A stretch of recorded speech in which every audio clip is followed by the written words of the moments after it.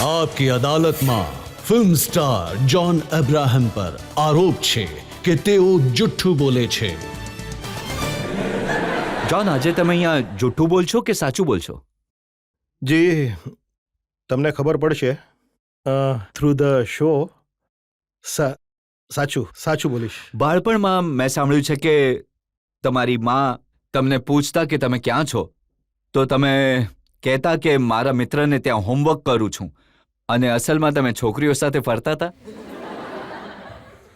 હું હંમેશા જીમમાં રહેતો હતો અને જિમ્નેશિયમમાં આઈ વોઝ જિમ્નેસ્ટ, અને હું એક એથ્લીટ હતો। 100 મીટર્સ રેસમાં ક્લાસમાં ઓછો રહેતો હતો અને વધારે અને જીમમાં અને ઓન ધ ફિલ્ડ। તો ત્યાં by chance if the girls were around તો લગભગ એ હિસાબથી હું દોડતો હતો। લગભગ નોટ રેગ્યુલરલી બટ પણ ક્યારેય પકડાયા? જી હંમેશા તો રેગ્યુલર હતું મારી લાઈફમાં, કેમ કે પપ્પા મને પકડતા હતા, મોમ, બધા લોકો, ટીચર્સ। ક્યાં હતો તું? હું તો ક્લાસમાં જ બેઠો હતો। ક્યાં નહીં તો ક્લાસમાં ફટાક કરીને થપ્પડ। હું ક્લાસમાં નહોતો, so I have learn the hard way. પણ એ સાચું છે કે અસલ જીવનમાં તમે મમાઝ બોય છો? બિલકુલ કમ્પ્લીટલી હું માનું છું, અને આપણા જેટલા પણ યંગસ્ટર્સ છે એમને હું કહેવા માંગુ છું કે there is nothing more important then family. Family સૌથી ઇમ્પોર્ટન્ટ વાત છે લાઈફમાં, અને મોમ અને ડેડની ખ્યાલ કરવો એ સૌથી ઇમ્પોર્ટન્ટ વાત છે। So just take care of your mom and dad, that's. અને મમ્મીઝ બોયઝ એ માટે કેમ કે મમ્મી મને ખવડાવે છે અને મોમ પારસી છે, એટલે કે ઝોરાસ્ટ્રિયન, એટલે કે ગુજરાતીમાં બોલે છે કે હું કાબુલ એક્સપ્રેસને માટે અફઘાનિસ્તાન ગયો હતો અને ત્યાં તાલિબાનીનો થ્રેટ હતો કે કે દે વોન્ટ ટુ કિલ મી, અને ત્યાં મોમ ફોન કરીને પૂછી રહી છે કે ભોનું ખાધું એટલે કે તમે જમી લીધું? મેં કહ્યું કે મોમ, અહીં હું મરી રહ્યું છું, કેવી રીતે ખાવું? સો મધર જસ્ટ લવ ફીડિંગ, અને મને ખાવાથી ઘણો આનંદ મળે છે। આઈ લવ ઇટિંગ માય ફૂડ। તમારી જેટલી ફિલ્મો જે હિટ થઈ છે, ગરમ મસાલા, ધૂમ, દોસ્તાના, આ બધી ન્યૂયોર્ક, સારી ફિલ્મો છે, સારી એક્ટિંગ કરી તમે, પણ આ બધી મલ્ટી સ્ટારર હતી। જી એટલે કે બીજા સ્ટાર પર ડિપેન્ડન્ટ હતી। જી તો તમને ક્યારે એવું લાગ્યું નહીં કે જોન અબ્રાહમ એક્ટરને સોલો ફિલ્મ કરવી જોઈએ પોતાની? જી જીસમ, જે મારી પહેલી ફિલ્મ હતી તે એક સોલો ફિલ્મ હતી, that also worked because of Bipasha Basu. કારણ કે એ સમયે કારણ કે બિપાશા મોટી સ્ટાર હતી એ સમયે, and it worked because of her. પણ એનો મતલબ એવો નથી કે હું ફક્ત કમર્શિયલ મૂવી કરવાનો છું। I am going to do different kind of films. હું બધું જ એટેમ્પ્ટ કરવાનો છું, અને I believe that I am solo commercial hero, and જુઠાઈ સે it's a step in that direction. અને હું પ્રયત્ન કરવા માંગુ છું કે મારી જે ઓડિયન્સ છે એક જોન અબ્રાહમ ફિલ્મ ને માટે આવે, અને I hope they enjoy the film and watch John Abraham film.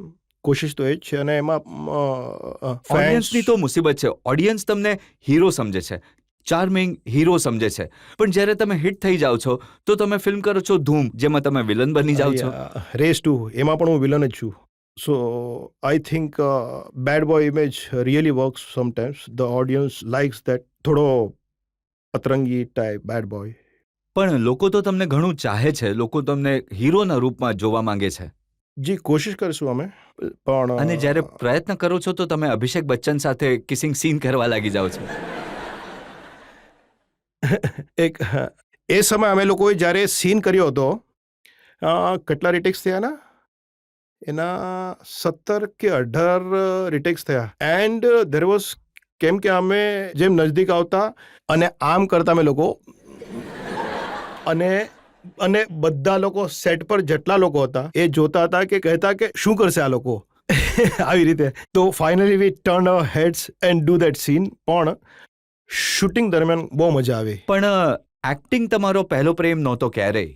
જી તમે ફૂટબોલર બનવા માંગતા હતા? જી હું ડિવિઝનલ ફૂટબોલમાં રમતો હતો ફોર અ ક્લબ, અને એ ટાઈમે મને ઓપ્શન મળ્યું હતું લાઈફમાં કે કાં તો હું નેશનલ ટીમને માટે રમું અથવા MBA કરું।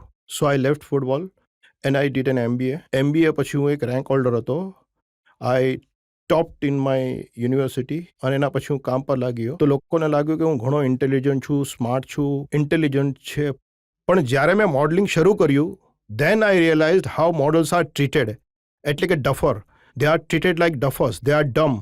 તો મને એક થોડોક આઘાત લાગ્યો કે અરે આ કેવી રીતે ટ્રીટ કરે છે યાર. I mean we have studied educated છે અમે લોકો, પણ એક મોડલ્સનો એક ઇમેજ હોય છે કે only good looks, only body, બીજું કાંઈ નહીં. જે તમે સેક્સીની વાત કરો છો, મારા હિસાબે I think what is the really sexy about a guys or a girl is that he is knowledgeable, you know. કેમ કે લુક્સ આજે છે કાલે નથી, you know, it's all ટ્રાન્ઝિશનરી. So